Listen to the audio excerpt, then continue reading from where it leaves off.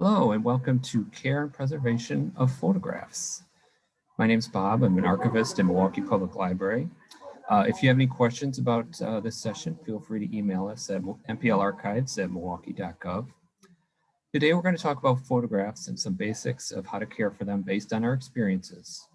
We are not conservators, just archivists sharing what we have learned. We will cover some examples of the items, preservation guidelines based on the specific items, possible resources, and examples of care from our collections. Photograph care and preservation could be its own much longer workshop. Part of it is learning to identify the various kinds, which require more knowledge about photography in general. Consider this very abbreviated. So examples, a lot of different types of photograph examples. Tintypes, daguerreotypes, ambrotypes, panoramic photographs, photo albums, picture postcards, glass negatives, plastic negatives, slides. Guidelines for care and storage. You want to have your photos in cool, dry, dark areas. Use acid-free boxes, photo sleeves, and folders. You want to use gloves when handling any photo materials. You can always encapsulate or use archival safe plastic sleeves to allow patrons to view the items without actually touching them. You also want to create guidelines for reproductions. Advise patrons if you don't own the copyright, and establish some guidelines for giving permissions for publications and social media. Also consider digitization projects that you could put up if you have a website to reach a wider audience.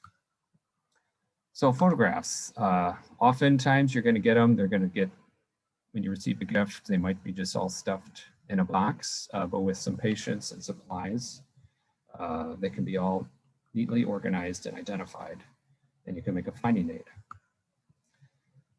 So just another slide here, so just some more examples. And some tintypes, they might be an album, they might just be a loose piece of metal, they might be in a case.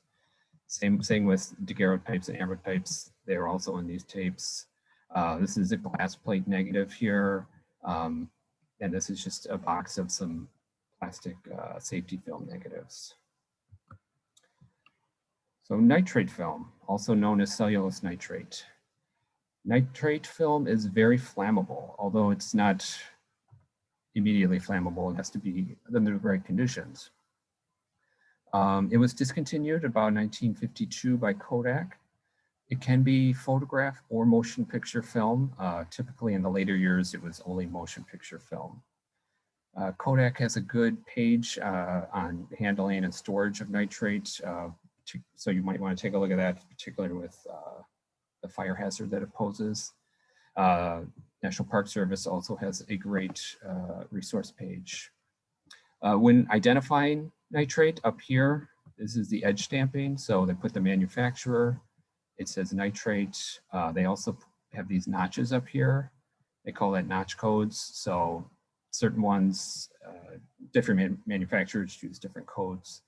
So sometimes if you can't read this nitrate, you can look at the code too. For safety film, also known as cellulose acetate, not flammable at all. It was introduced as a replacement for nitrate film, but if it is not stored correctly, this bottom photo shows what will happen, which is the plastic base layer shrinks and the gelatin emulsion layer does not, and it causes this buckling. To identify that though, it's the same thing as the nitrate. You can see up here is that it says safety, and it has a different looking notch up here that you can use to help identify it. You can also, safety film, you can tell when it's starting to deteriorate by its smell. They call it vinegar syndrome. That means it's already starting to break down. And that's when you want to try to get it into cold storage or digitize it if possible.